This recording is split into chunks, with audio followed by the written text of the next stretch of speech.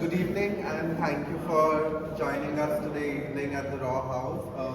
Today we have come together for the third conversation at the Raw House with Anurag Bhandari, Sangita Khalsa and Aashna Bhagwatprasad. Please a huge round of applause for them.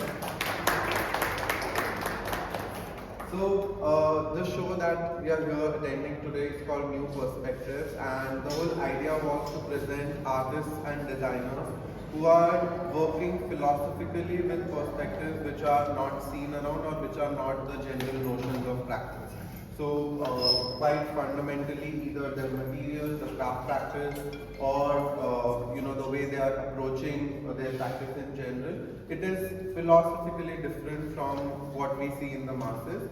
And the other works also which are presented here somewhere have that sort of a feel to them.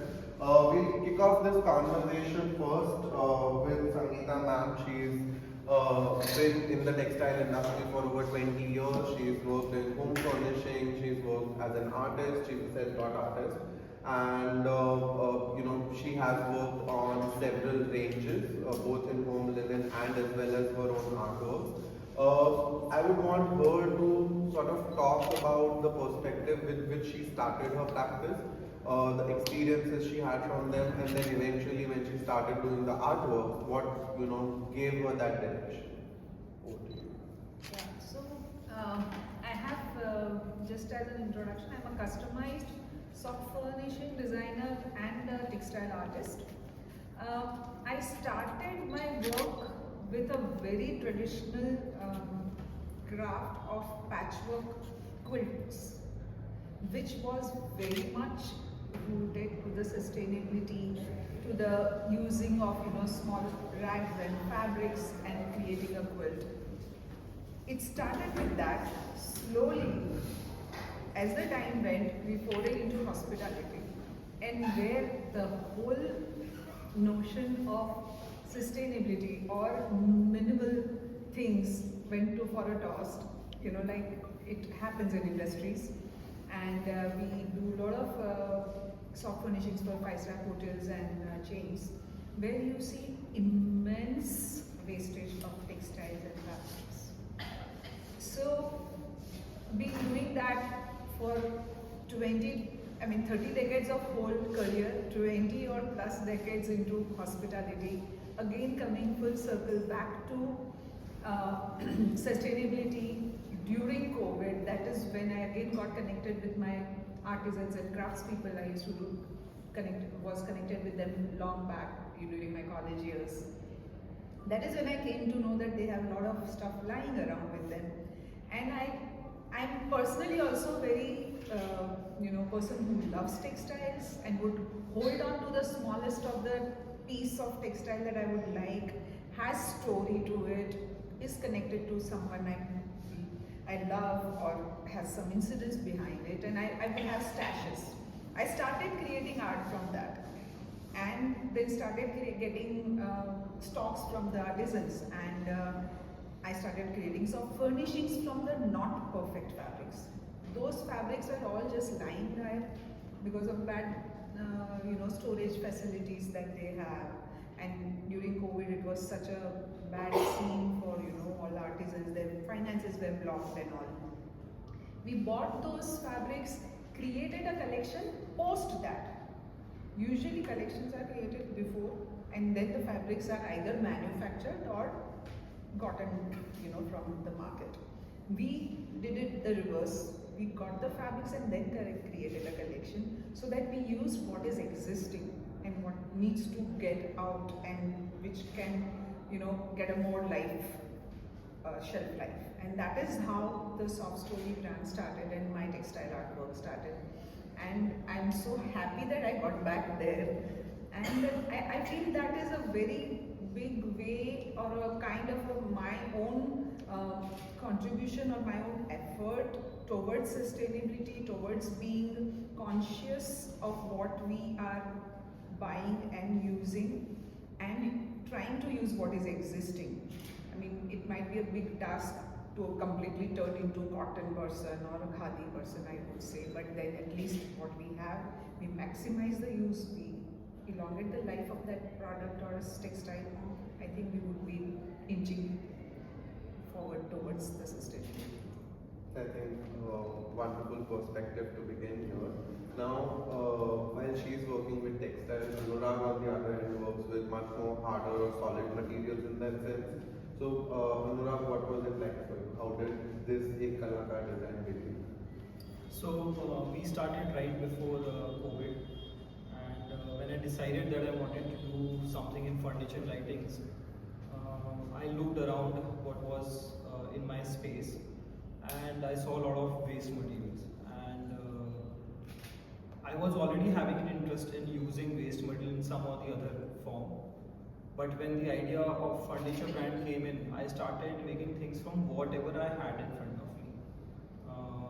So when people gave me good response, and that is how the philosophy of using discarded materials came in my designs.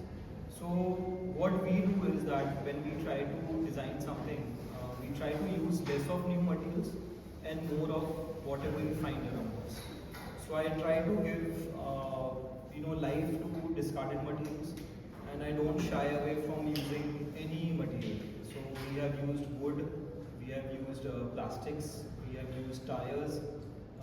I have not been able to use textiles, but any waste you give me, we can convert it into something functional art or something like that. We also make lights. So the idea of this sustainability in our designs, it can be in many forms. For my designs, it is in the form of recycling things. But in many cases, it can also be in a form of that you are using a sustainable material itself to make the designs. Aashna, coming to you again, with textile but more craft oriented. So, what was your point of that decision making that this is what and this is how I want to do it? So I have studied textile design, and I graduated 2021 from NIFT Bangalore. So a lot of my ideologies about loving textiles as a material started much more before college, also maybe due to my family, the way I was brought up, looking at crafts all around. But I decided to particularly build Enii in a way wherein I talk about firstly India and India's crafting heritage. But along with that, I would also like to bring out stories which I resonate to the country, because Enii for me, the meaning of Enii, it means Ganga. And how I came down to calling it Enii was that when you think about craft, you think about the civilization, and a civilization only thrives around a river. And when you are thinking about India, you think about Ganga, and a river is so dynamic, yet it is endless. So my entire ethos of my work is rooted very, very deeply into Indian culture, but for a very, very present day dynamic aesthetic that can go into modern homes. And open, of course, I have my ideas that I bring out every collection. My first collection, which I launched, first formal collection I launched earlier in March, that itself was from my journey to the mouth of Ganga, called Gaumukh. And yeah, so it's so personal, it's kind of an extension of myself, but where I also bring in Indian crafts, Indian heritage. And when you talk from a sustainability point of angle, I think I would like to call myself that I'm also there where I am talking about cultural sustainability, because at a brink right now where we are, it is very important for my generation, or maybe people younger, to know where they come from, to take it forward. Like, if you don't know your roots, you can't develop things above and beyond and go forward. Like, you need to stand tall and proud, which India is now at a global platform, to connect two parallels, right, about India and what is happening at a global scale. So, if because all three of you talked about sustainability, craftsmanship, growing India in a certain way. if you were to look at the keyword traditional craftsmanship, sustainable design, and the context of the modern world today, how do you think your brand sort of check marks or suits all of those requirements? For me, as I said, I mean, my storytelling is very, very mythological or very, very rooted in culture. However, my packaging is very modern. That's how I visualize my textiles and whatever I create. Purposes are very modern. Like up until now, I don't think until 10 years back, wall textiles were a buzz, right? So that is a very, very newer, very uber concept that we are getting into place. So yeah, and I feel working with crafts in itself and trying to co-create with artisans who've been put in a box of their practices, that there are certain motifs they do for certain reasonings and in certain textiles. I break away from there. I have a textile that I've worked with called Nochi Bharat, and I have also used the reverse onto the front fabric, and sometimes they were appalled, like, બેન તમે આ શું કરાવો છો, like ઝીણું તો કામ તમે આપતા જ નથી. But I was like, ઝીણું અત્યારે કોઈને ઝીણું જોવું જ નથી. People don't want finesse, people want abstract. So what I'm trying to do is bring something very floral into something very linear. So that is how I am kind of trying to sustain the craft as a whole. So I'll talk more on the modernism side of my work that I do. So fortunately, because the waste materials that I use, they themselves have a very unique form and shape to it. So when you actually put all these discarded materials together in a creative way, you automatically see the design is very modernistic, because something like this was not done in the earlier days, but these days, people have started recycling. Recycling tha pehle bhi, but now the concept of recycling is, little bit different. Pehle it was more about repurposing and refurbishing, your old chair or your old furniture. What I try to do is I take really random waste materials and try to give life to it. So for example, if you see that bench over there on your right side, so you see that there is a modern touch to it with the SS thing going around, which acts as the bench, and it's a very simple reclaimed wood that I found in my farmhouse. So that wood has been lying with us for last 10 years, and it was just there. It would have been used for some for winters, it could have been used for something else, but I had saved it, and so that is how I give modern touch to my products. I do try to, and in my case, I try to give them a traditional look also, because I feel in India people are not ready for lot of modernism in their furniture. So in fact, I struggle to give that traditional look to my products. So in my case, the modernism automatically comes because of the nature of the waste materials. It's like, I would say, like, I have been very connected to the crafts and traditions apart from as a student and as a researcher during those phases, but as a person, as a my dadi or my buas, I mean, I have inherited or kind of seen those things. And with that, I would say I was very affected by the way artisans had a lot of dead stock. Business and a complete cycle of that production and sale would only happen when this is removed from the channel.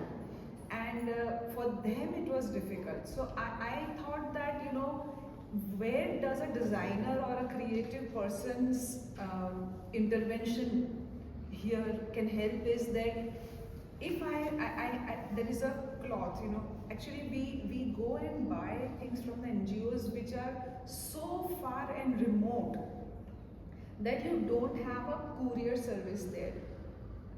You have to get fabrics through post, and that is how we procure those fabrics.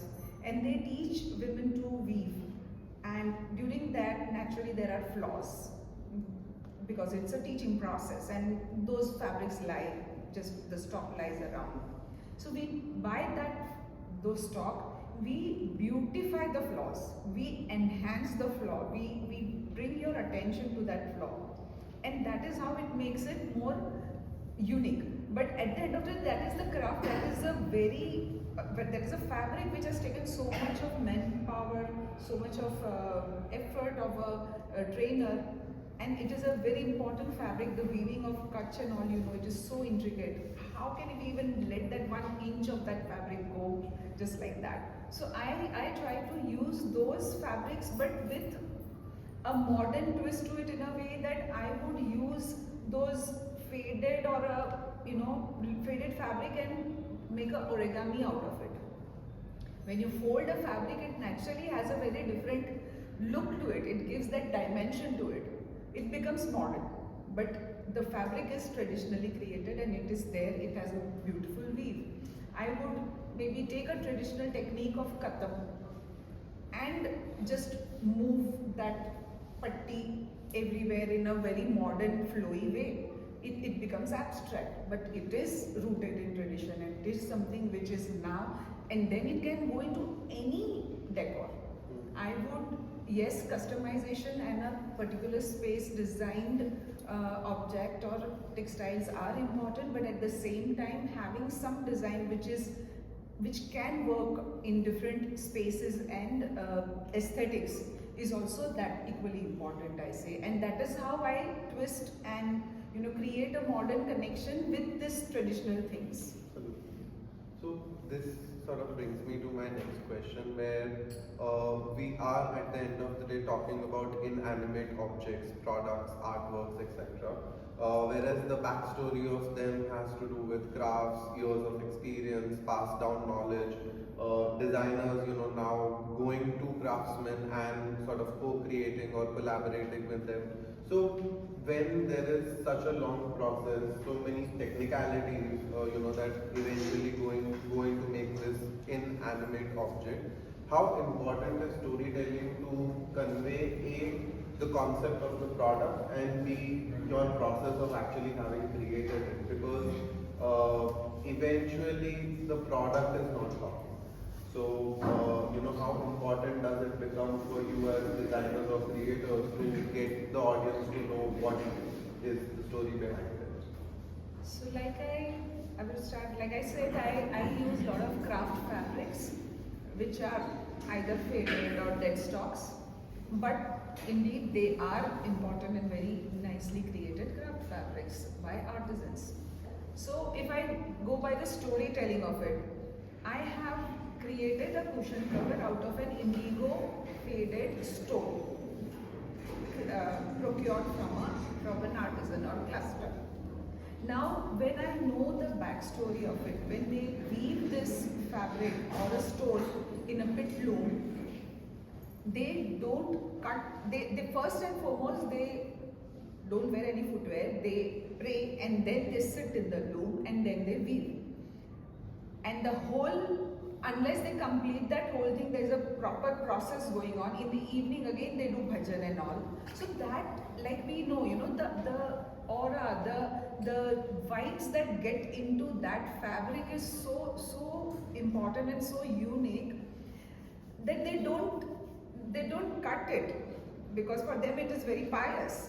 So when I got that and I came to know that they don't cut any stole in between kahin se bhi. Now if I am to create a cushion cover or any soft furnishing, I need a certain length. But then knowing that story, I was so moved. I said, how can I cut this? I shouldn't be doing that. I created a cushion cover exactly of that size, but the whole stole was rotated and designed in a way that the two ends met in a place where we put a zip. But the rest of the fabric was used in a design way so that I didn't have to cut the story. And it was a beautiful cushion cover, and we had so many people asking, "Humko wo chahiye." But naturally, these are limited things. You don't have access, and that is why it is special and luxurious. And that I think that story, that connection. Now, whoever has bought that is also feeling that important, and he knows how to really value and preserve that piece. So I think storytelling and the actual connection from where it has come and how it has been created is very important, and that is how we will be able to go towards sustainability, because then we will be valuing and cherishing those things for a longer time. I think I definitely agree with what she said, and to add on to it, in my head, what I have is that there are certain objects of necessity for which you don't need any emotional connect, right? As a maker, I have emotional connect with, I know the stories behind. And then there is a product, an artwork. If I'm selling it to a customer, for example, you guys are my customers, why you are spending on an artwork above and beyond your necessity. It is not your basic need. So then what are you going to buy? You are not buying a piece of art for walls, right? Like that, you can just paint a wall. That's the basic necessity of a house. But when I'm selling it to you as a product to accentuate, then it's not the product that is selling, it's the story that is selling. Because you are not connecting to the piece of art, you are connecting to what was the thought, as how she said, that it is months of efforts, and maybe it is talking of, even if it's a dot, but you might like that dot, and you heard that why that dot is so important to Aashna, who's the creator. Then you are paying for the stories that I'm selling. So from a designer, I'm not an artist, I'm a designer. So for me, it's also about catering to people's needs. So again, earlier I think when you were discussing, you said that customizations are very important. Because everybody also, I'm very young in what I'm doing, my brand is very young, but from whatever little experience that I have, every 1 out of 3 clients comes and says that, listen, can you customize something for us? Like, you have this, but we want some element from our side also. And that also actually connects me to the client. It moves beyond business, it moves beyond me being a designer, it is two humans interacting. For me, even because my product is handmade, it makes that angle also very human, and the customer side also very human. And in this, 3-party engagement, I think that's when I get those messages that, listen, we've put this up on our walls and we are loving it. Like every morning I'm waking up and I have this piece, and it's kind of nice to see. And I've had clients in Bombay who've said that, can we take a trip to Kutch because we want to meet Vaishali Ben who has embroidered this. Like we want to meet the person. How many hours he's got.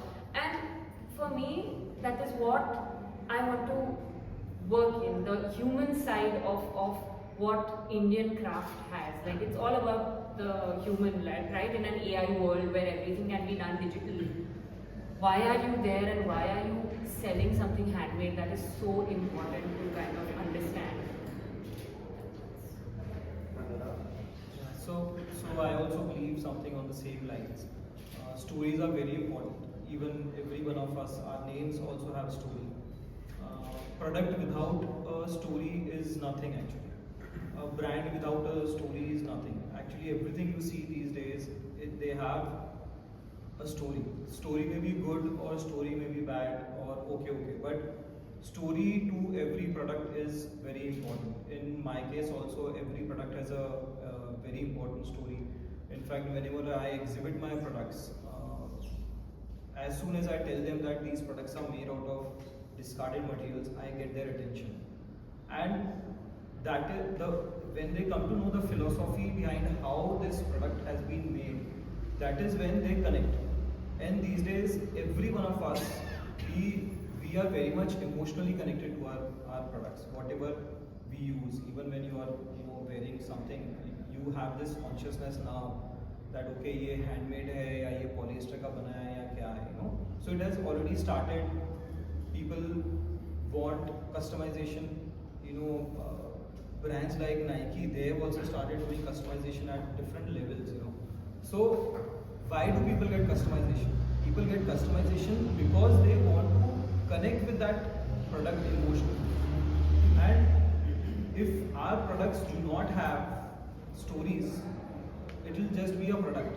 And like she said, you are not selling a product, you are selling a story. And this is the line that you must have heard many places. So it's all about story. It's a lot about how you sell your products while telling the story. For example, we have a totem that is made out of plywood chips, but the story doesn't end there. So what we have done, we have taken the sound wave of Om Shanti. When you say Om Shanti, the sound waves that come graphically, and we have converted that graphical form into a totem. Now, when we were designing it, I thought, I will record my Om Shanti and do it. But who I am? I'm nothing. So, one of my friend who was struggling with cancer, she's a cancer survivor. So I recorded her sound of Om Shanti, and I made that into totem. So now that connects with you. If you have a parent, imagine if you have something like a totem where your parents' sound is converted into a totem. So that is how today you can connect with products emotionally, way beyond than what we could do before. And even the importance of artists obviously comes in here. My products are a little bit different. They are made in different ways. But imagine if आपने अपने childhood में कोई tree उगाया हो और वो कोई storm में वो tree गिर गया हो, and you make something out of that. Imagine वो जो आपने बचपन में झाड़ उगाया था, now you have that is in your house in some or the other form. So stories are definitely very important. Even if you're selling a small chocolate or even if you're selling a small pencil, stories के बिना it's just a conventional product. I would like to add a little bit, like apart from soft furnishing, like he said, I am a textile artist also. And normally, ideally, my base cloth is a discarded block printing table lining cloth, which is called Aashna, and it has innumerable block printed on it, an excess of ink and dyes on it. And I take that fabric and I just, look at a certain area where I feel connected to it, and then it tells a story to me, and which then I try to convey it to the people.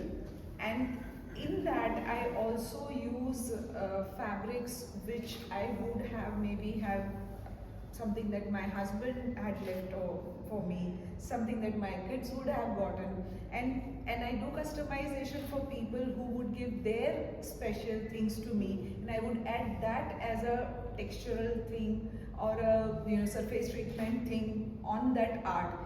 That kind of a piece that I created for a client, and it had fertility was I think you have seen that piece, and that client is so possessive about that art, and I feel so humbled and so happy about it that she says, this is not going anywhere.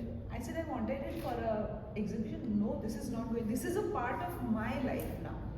So that connection gives you, that is how I feel that, like she said, it connects you to the people, to the story, to the emotions, and that is how I think we are going to bring richness into our own lives and lives of people, and maybe that will help us be more sustainable and more slow towards our yeah. So this brings me to my next question. Do you think recycled materials are the raw material of tomorrow? I have a little different take. I would say what is existing, so repurpose is more important as of now than recycling. No doubt it is something that we will be, and it is going to happen. but I think we already are sitting on heaps of things that are existing. And I would want us to have a very conscious, aware look at what is around us and how we can repurpose or upcycle those things that are existing with us. It may be a quilt, a bed sheet, a curtain, or dress, or a sari, or just rags. So that is what my take is on it. I think existing, a lot of it is there. So, I believe that the future of recycling, there is a very big future of recycling. But for the future materials, recycling cannot be just the option, because recycling itself is a very challenging task. Like she said, like, you know, post se pura mangwana padta hai. So kahin na kahin recycling is very challenging. And when you are talking in a large scale model, you know, if we come out of these small pockets of just luxury segments, if we talk about sustainable materials in overall, sustainable materials cannot be just for the luxury segment. Then it is not sustainable. Unless and until sustainable materials do not enter the mass market, it's not sustainable. It only becomes sustainable if your products go into the mass market and change the market in a way that, okay, you are impacting the whole market. For example, materials for plastic. So plastic is it's a recyclable material. But India is the world's biggest plastic polluter, because India में खाली 8% to 10% recyclable है. So recycled material future definitely है, but there has to be a good industry around how to give second life to that material. Plus, the future also has to be on biodegradable materials. So the future cannot be just recyclable materials. It has to be a mixture of biodegradable and recyclable materials. That is what I believe. I agree with how, I mean, for what I understand is that this is such a vast field to talk about, and there is he does something very different from maybe what we both do. So his perspectives will be different. The materials he uses are very different. So it's also recycling, upcycling, reusing. Everything is also very industry specific. And demographic specific also. There are certain areas and certain geographies where certain things can be recycled easily. For textiles, I feel we are one of the biggest, largest polluting industries ever. Landfills, dyeing, every bit of a textile produced, a denim, for whatever denim that we are wearing, is wasting 4 to 10 gallons of water per denim per wash. So, and all of that is so deeply, it has seeped into our consumption patterns that it's going to take a unhuman, I think it will take generations to kind of rethink and repurpose our ways, but change starts at home. So whatever one person can do in their own little capacity, maybe I have waste cushions which I repurpose as base fabrics to my artworks. That's my way of doing little to that industry. As a brand ethos, I have started using. I'm not very keen on color matching now, because I realized how much amount of water we waste in dyeing. And for the small batch productions that I do with these clusters, they are not equipped to dye in small batches, right? Clusters are basically villages we work with. And any village you go today in India, weavers or any craftsperson does not have yarn banks यानी threads की bank. वो बनाएगा कैसे अगर उसके पास enough thread नहीं है? So they also buy any color that the vendor is giving them. And इसीलिए आप जब वीवर के पास जाते हो तो वो 100% मैच नहीं कर पाता, उसके पास इंफ्रास्ट्रक्चर ही नहीं है. और अगर वो करते हैं तो पूरी गांव के पीछे का नाला will be the place where they are washing, their children are taking bath, there all these things. When you travel to all these remote villages and you stay with them, you realise these problems are way deeper than what we kind of understand, and we are trying to navigate at a very topical level in the cities. bigger players like, let's say, bigger denim houses in Gujarat particularly, they are matching international orders, right? And one grade of color, darker or lighter, they will discard 1,000 kgs of yarns. So players like me, maybe what I do is I go to those dealers because the yarn is not bad. It's that the color matching has not worked out for them. So I find those places from where I can source those kind of yarns. They are easily available. They are sold in smaller quantities. Otherwise, a small batch production house like mine, मुझे yarn ही नहीं मिलेगी. So all these things are there are so many levels, multifaceted levels, that I believe that sustainability needs to start at home, within our rooms. One piece paper you use less is one step towards saving some tree somewhere. It's that idea that you kind of apply on an everyday basis. So while we have these conversations, on the other hand we are also looking at exclusivity and being a part of the luxury sector, and really if we were to talk about it, a product's shelf life versus an artwork's shelf life are two very different things. Would not matter if you're using the same craft, would not matter if you're using the same base materials, but the minute you put it up on a wall and say it's an artwork, it's going to have a very different perspective versus you say that okay, this is a home linen, or maybe it's a piece of apparel. Then again, the shelf life and the perception towards it completely changes. So what is your take on that, the balance between exclusivity, luxury, sustainability, and somewhere being conscious that we are addressing a big real world issue? So for me, I feel that doing customization is one step towards sustainability, because we are not creating mass production. And in the process of doing customized products, you are getting into a conversation and engaging the user while you are creating that product for that user. So it becomes more personal for that person, and I think that makes them use it for a longer time. So that is one way where you can do something about it. Instead of buying it mass or producing it in mass, you create customized products. I think now the equation or the perception of luxury or opulence has changed from the look or the jazz of a product to a very specific, crafted, unique or very focused use के लिए बनाई हुई चीज. It is very highly customized, you can say, or highly creative thing. So it may not have that gloss and look, but still this is also luxury. Luxury to have a unique product, luxury to have something is flawed, because that flaw itself is the unique thing and it makes it luxurious.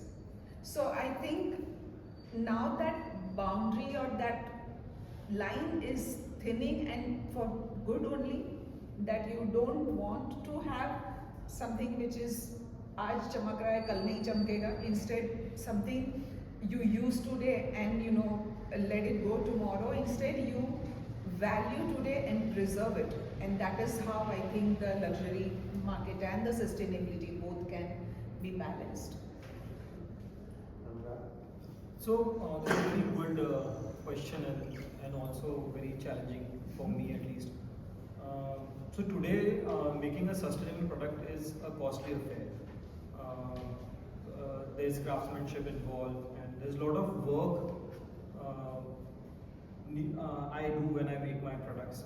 It's not as easy as making something from a teak wood, So already उसके ऊपर बहुत craftsmanship चाहिए. So automatically, because the cost is high, so it becomes an expensive product.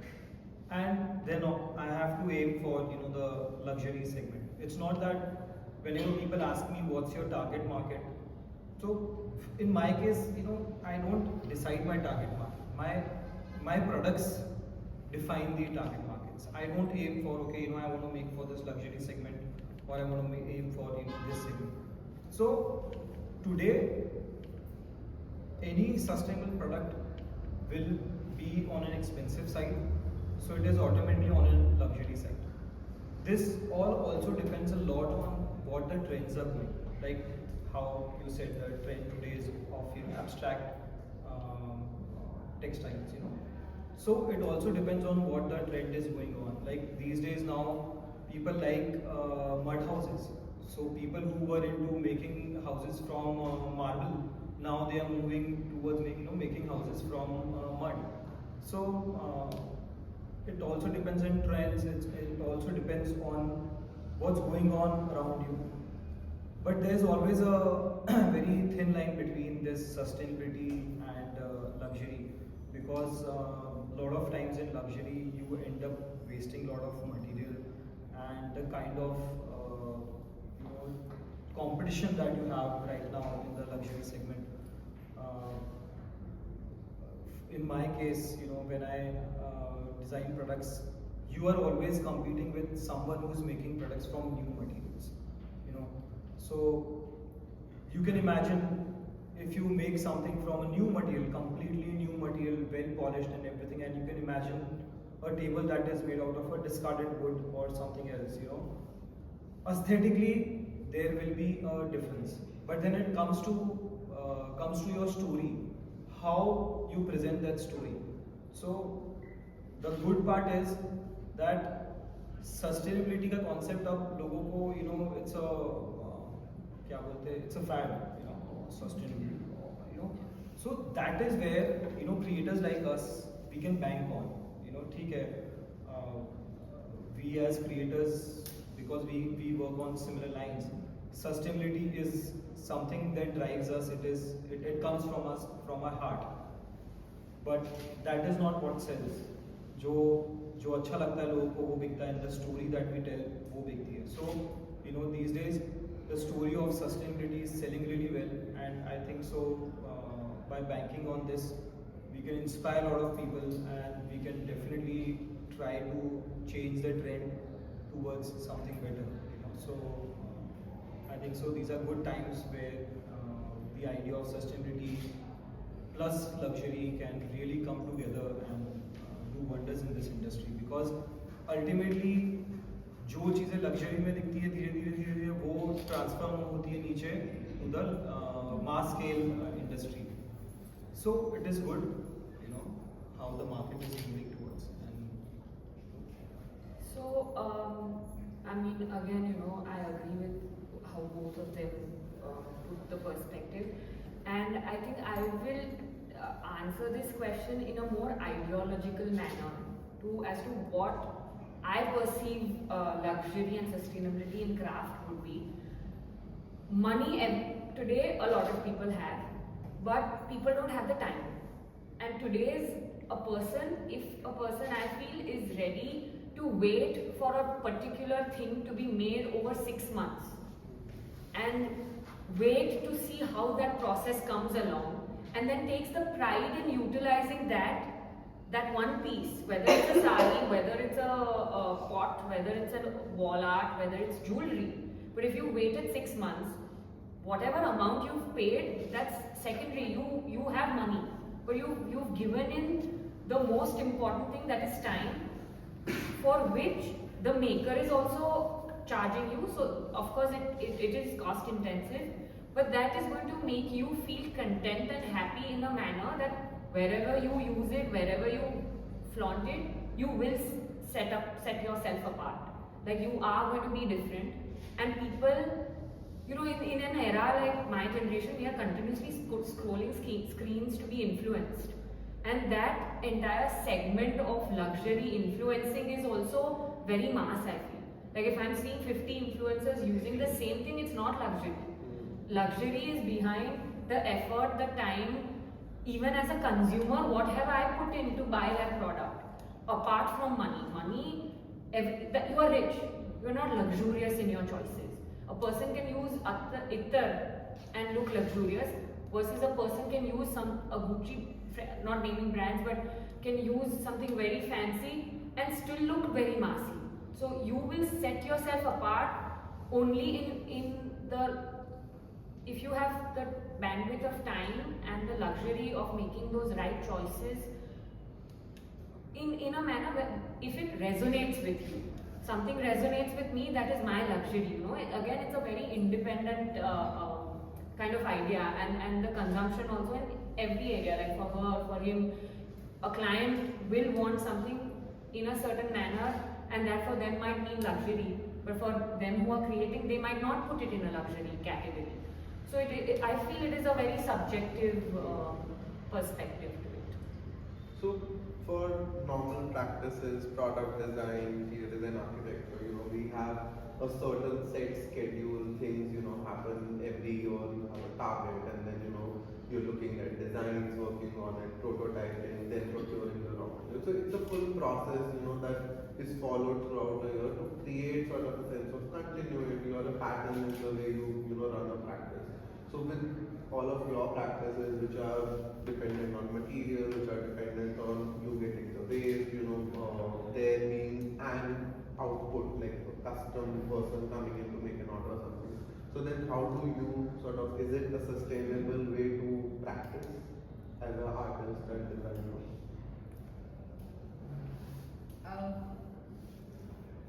I think yes. I feel that it has a lot to do with like what we have been influenced, right?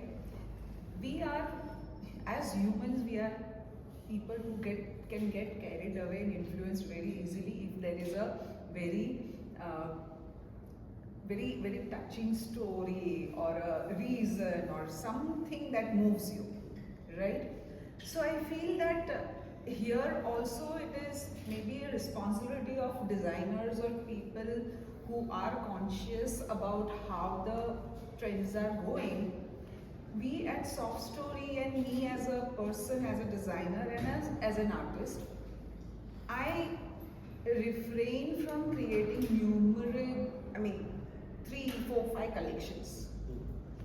We get, not saying the colleges from where we get students for their graduation project, they want 2 collections to show. And we say, we don't make 2 collections a year. If you are ready for that, then join. Otherwise, no. Creating only 1 collection with a certain number of pieces, there can be variations, and which are now with digital, we can show a client that ye ho sakta hai. We don't need to exactly have that in physical form, everything. So that is how I think we can really educate the clients, help them make more aware choices and get into that influential, ye bhi aisa chalta hai. I think that story and the coaxing or nudging of should happen. And I think maybe that will help finally, hopefully, to go towards a place where we are not creating more excess and things which we just use today and throw tomorrow. Right. So it is sustainable for the artist. Yes. Yeah, I think so. I completely agree. I also don't make anything on mass scale or nothing like that. In fact, I work on the idea that if you have some kind of waste, I can convert that into some kind of functional art. So most of my pieces are based on customization. But many times I also get questions asked like, can you design something from teak wood? So as a designer, what my philosophy is not to use new materials, less new materials I have to use. So many times I have said no to a lot of people that no, I cannot do this. So there has to be a balance. You have to stick to your philosophy when you work with the idea of sustainability and customization. And definitely it becomes sometimes,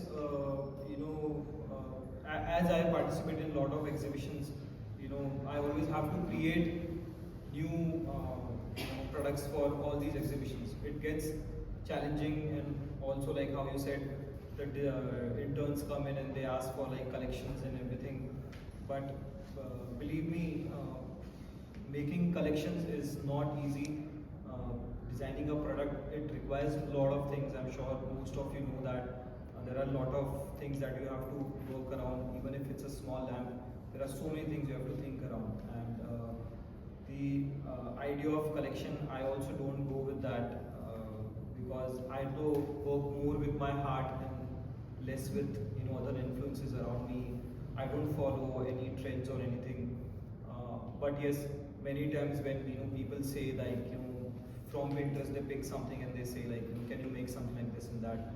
So I try to dodge them and try to give them something what they saw on Pinterest, but it makes them believe that they have got something from Pinterest. But ultimately my heart is satisfied a little bit that okay, I have put in something and made something. So that is how I try to work with customization. I'm still very young as a brand also to like have my systems placed, but with every month I make a new mistake, figure out things that okay, this did not work. Being ethical for me has been very costly. I'm not making profits, to be honest, because every time a fancy architect or interior designer calls me that listen, we like this from your collection, can you send over 6 pieces? I don't have them now because I'm trying to be ethical. I don't know what piece is going to have 6 units ka requirement. So I've made it a policy that I'm going to be made to order. Now whoever again has the luxury of time to wait and get it done, then yes. But I definitely don't want to have inventories stocked up on fabric, because I've seen the amount of like initially when I started, I created some pieces and it took a lot of courage for me to also like, I was like, what do I do with this? It's not selling, and it's frustrating. You've put in money, you've put in your resources, people have put in time. But luckily I used that as basis to my wall arts. So I did not let it go completely as a waste. But yeah, and even for me when it's embroideries, there's like you are doing a lot of shade testing, right? So now I've made that also with my team. I've decided that you will get one thread first, get it checked, even if you have to courier it back to the client, courier it and get it checked. But I don't want pre-ordered anchor thread kit above and then the shade is not right and you are reordering or things like that. That creates waste. Right now I have come up with an idea wherein always, design college students, especially in NIFT and NID, I know that stationery is a huge expense, and I have a network of interns. So all the piles of waste of embroidery threads that I have, I give it away. I was like, okay, fine, you use it. You come for a day, take it. My job is done. I have half threads done from sampling. I have backing fabrics cut out. I'm sending it to friends in Delhi who are doing patchwork on outfits and things like that. So I'm trying to do my best, learning at every stage. I don't think I have a system set in place. It's one step at a time for me. But yeah, try to be as ethical as possible, maybe not sustainable, but that's wonderful. That's the biggest challenge actually. To survive with such mindsets Yes. is actually So now I have even started my own little effort into the sustainability. I go and tell client, don't take 2 bedspreads. Buy one, see how you are feeling, how you are using it. I'll create, मैं तो इधर ही हूँ, मैं कहाँ जा रही हूँ, 30 साल से हूँ, आगे भी हूँ. I'll make it, but don't. अच्छा लग रहा है तो फिर बाद में करते हैं. So one question which I feel like has to be asked is, do you guys get questions कि यार ये तो कचरे में से बना है, ये तो waste में से बना है? For sure मुझे शुरू में मिलता था, but I'm happy that the perspective is changing. अरे आप तो defective mall, and it was very Ahmedabadi question है मुझसे, कि आप तो डिफेक्टिव में से बना के आपको तो बहुत सस्ता पड़ता होगा. So do you still get that? Not now. I mean, I think Roy has helped me to be known as someone who is ethically trying to do sustainable thing, and I think that has helped me. And Softstory has made its own identity, and my textile art also has equally been perceived and accepted as actually what I'm trying to do, and I'm very grateful and happy for that. And so I'm happy that this shift is happening, and I'm very optimistic, like I said. Aashna? I've never, because I don't,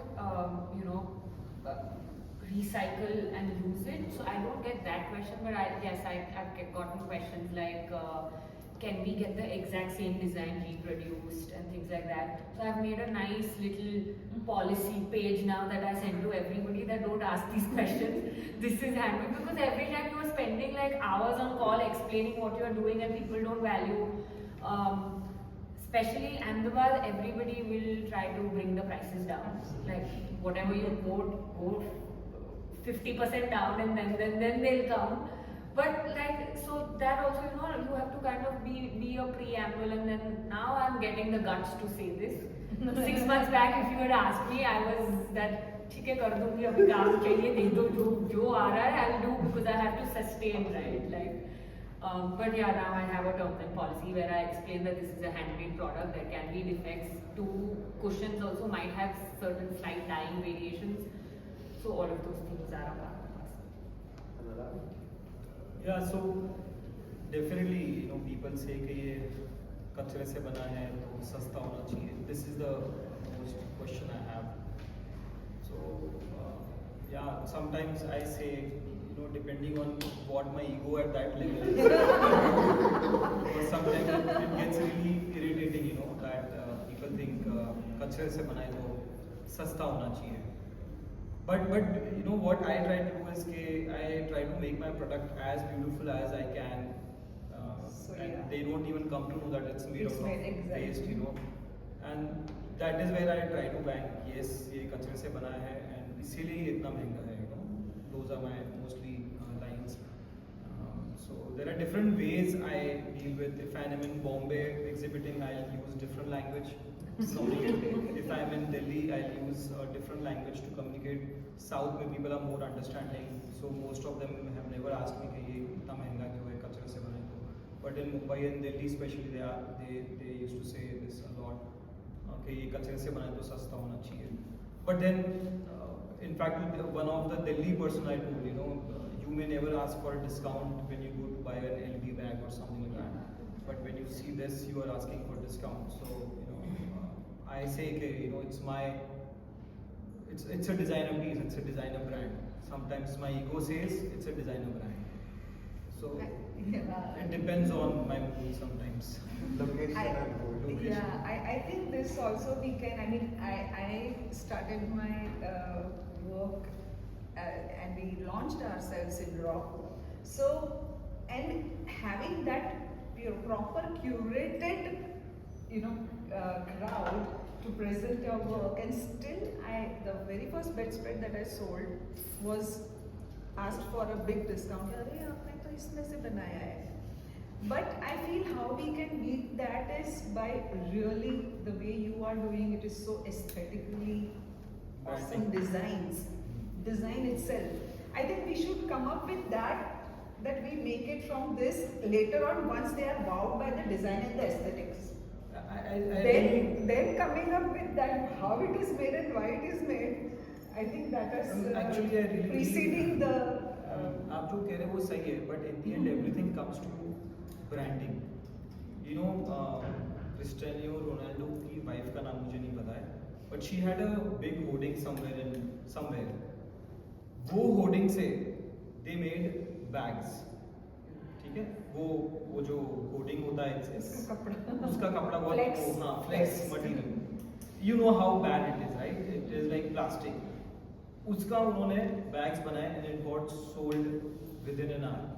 So, it's again all branding कि आप किसी से भी कुछ भी बनाओ, आपका product बहुत अच्छा हो या बहुत खराब हो, but if you have the right story, like जो हमने पहले discuss किया, and if you know how to brand yourself, then you can also sell shit. Sorry to use that word, but if you know how to do that, And if you are making really good products, but if you don't know how to tell your story or brand yourself, you will not be able to even sell the best product. So that brings us to the end of our conversation, which means now the floor is open to you. If there are any questions that you would like to ask the panelists, please. Can I ask you one thing? Yes, ma'am. Is there a struggle as, I call you artists come product designers, is there a struggle many times where you can't decide whether to have more aesthetics or stick to the strict functionality of a thing? And is there a desire to make it look a little more prettier and less functional? Does that conflict happen? Yes, definitely. It always happens. I consider myself a mixture of artist, designer, engineer, you know. But there's always, because initially I was an engineer. So there's always this something in me that, you know, hey, this should be more functional. But unfortunately, because I use waste materials, तो मैं इतना function उसमें add नहीं कर पाता. And also sometimes I believe my capability is, you know, not that level. So there is always a struggle. But you know, in the end, I try to listen to my heart and, you know, try to do things with my heart. But sometimes, you know, ultimately I have to feed the stomach. I try to do, you know, थोड़ा बहुत उसमें commercialization. I always try to do. For example, the lamps that you see here, they are made out of discarded PVC pipes. The skeleton is made out of discarded PVC pipes. Now, when I made them, they were initially made with stone pebbles. So that was looking like really, really very dominant and very strong. So मुझे लगा यार ये मैं बनाऊंगा तो ये तो India में किसी को अच्छा नहीं लगेगा, you know, because it's very texture बहुत strong उसके निकल के आया. Then मैंने सोचा कि अच्छा हाँ अब आजकल architects को ना mud बहुत अच्छा लग रहा है. So let's start using mud. Then I made one lamp that is covered with cow dung and mud. फिर मुझे लगा अच्छा okay, you know, थोड़ा सा इसको और raw form में बना देता हूँ, you know, because raw is also sometimes very much in. Then I made another one with different style. So I try to, you know, channel my different desires of aesthetics and functionality in different ways. But it's always a struggle. I think functionality and aesthetics, a balance of both works very well with me at least, because I consider myself as a very practical artist and a designer. Before a client would think, I would think ये कितनी बार wash करेगा, ये wash करेगा तो उसको क्या दिक्कत होएगी, क्या नहीं होगी. You know, I have always been thinking in that sense, and that is why I'm into customization. So I feel that and in long run, functionality has to be there to an aesthetic product. That is what I feel. Then it will be sustainable. If there is no functionality, the aesthetics only is not going to make it, I mean, let it be there and be used. So I think it is very important for us also as a designer to not compromise on functionality for aesthetics. For me, sometimes I agree that you are a balance between functionality and aesthetics, but in whatever little experience that I had, there are sometimes, you know, you are not liking what the client is asking of you, but it's a product for their house. Then, pehle I used to be a little unhappy or, you know, try to nudge, but then my dad's told me one thing: for you to do your collections the way you want, you need money.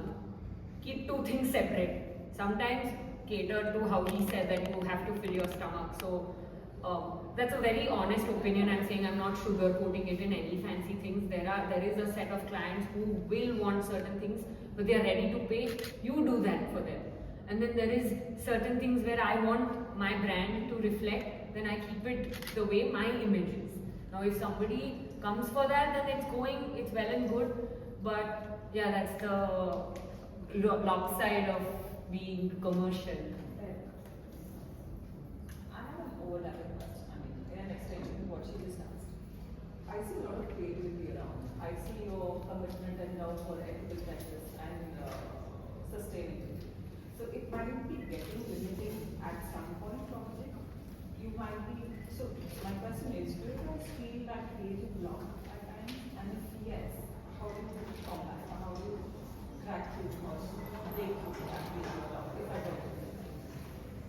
I do sometimes, and more than a creative block, I get hung up in trying to manage my creative side with an angle where I have to be administrative and business, because that's not my liking, right? The art is my liking, but then there are times when I'm frustrated that I have to cater to things which I don't want to. For example, GST filings is bad. Like, I don't want to be part of that, but because I'm doing that, that is affecting my creativity. I'm not able to pay attention to what I would want to. Like, there are some 7 clients customization designs that I have to make, but I haven't been able to do because I'm going there. Then I take a day off, or maybe travel, do whatever I like, and come back. And then, yeah, you just need one day where you like do shut it all out, and then you do. But yeah, sometimes you do get robotic, like. No, but then yeah, I just wanted to know your That's assessment that how you get that. Being an entrepreneur is always a juggling act, and I feel that it is an endless or continuous learning process.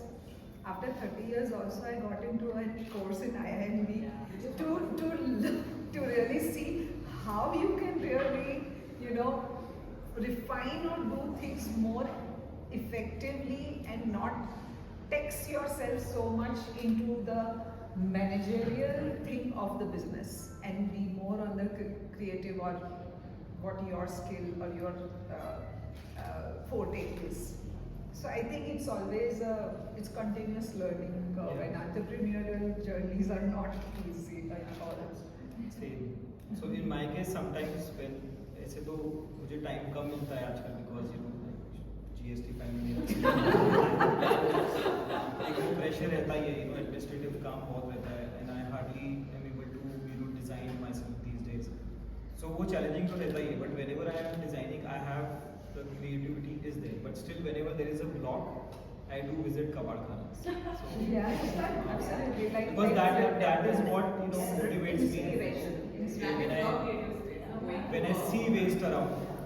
In my case, it works like that. Yeah. I have to be Start clearing your mind. yes. Yeah. I have to be around waste, and then only I can. So I have my days backward into 2 halves. First is business, the evening is for textile art, which then gives you that time.